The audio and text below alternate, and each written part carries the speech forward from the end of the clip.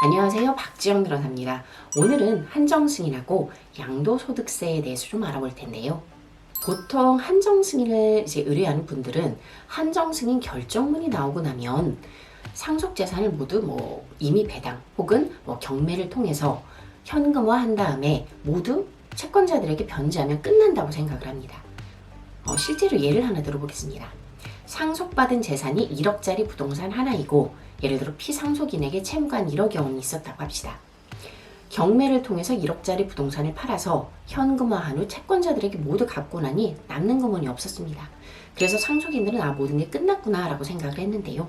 이후에 과세관청에서 상속인들 이름으로 상속 등기가 되었었고 그 이후에 제3자에게 넘어갔다. 그러니 양도소득세를 내라 라는 부가과세 처분이 나온 것입니다. 상속인들 입장에서는 굉장히 억울할 수 있는데요.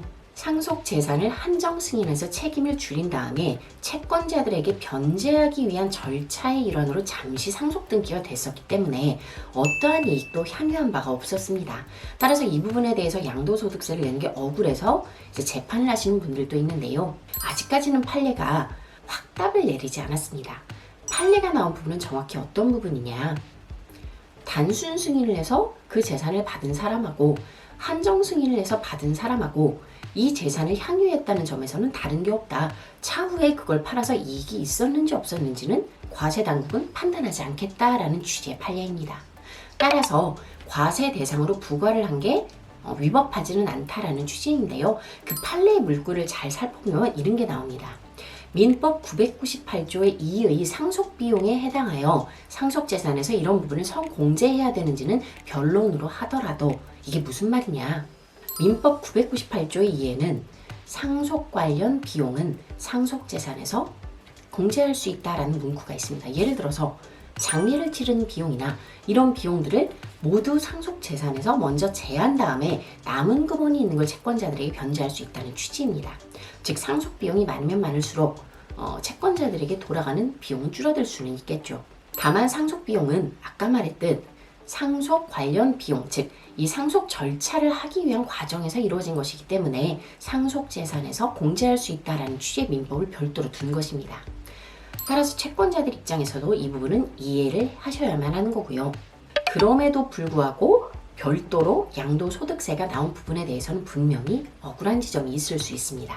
다만 이 부분에 대해서 판례가 어떤 이유로 누군가 주장을 하지 않았거나 약간 법논리 쟁점이 다른 부분이 있었거나 여러 사유로 확답을 내리진 않았지만 유사한 내용으로 취득세에서는 998조의 2에 해당하기 때문에 즉 상속 비용으로 볼 수 있기 때문에 그 부분을 상속재산에서 공제하고 남은 게 있을 때만 채권자들에게 변제할 수 있다라는 취지의 판례가 나와 있습니다.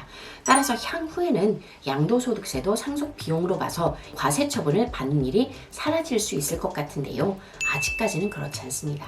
따라서 부동산 같은 상속재산이 있는 경우에는 한정승인을 할 때 이 양도소득세까지 계산을 해서 조금 한정승인을 할지 여부를 결정할 필요가 있습니다. 물론 부동산이 있다 하더라도 이럴 수 있습니다.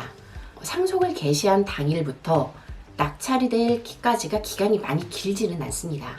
따라서 금액 차이가 많지 않고 실질적으로 경매로 가게 되면 금액이 낮아지고 영가로 팔리는 경우도 많기 때문에 실질적으로 양도 차익을 얻은 게 많지 않다 아니면 없다 이런 부분을 적극적으로 소명을 해서 양도소득세가 별로 나올 것 같지 않은 경우에는 당연히 한정승인을 하시는 것이 더욱 바람직합니다.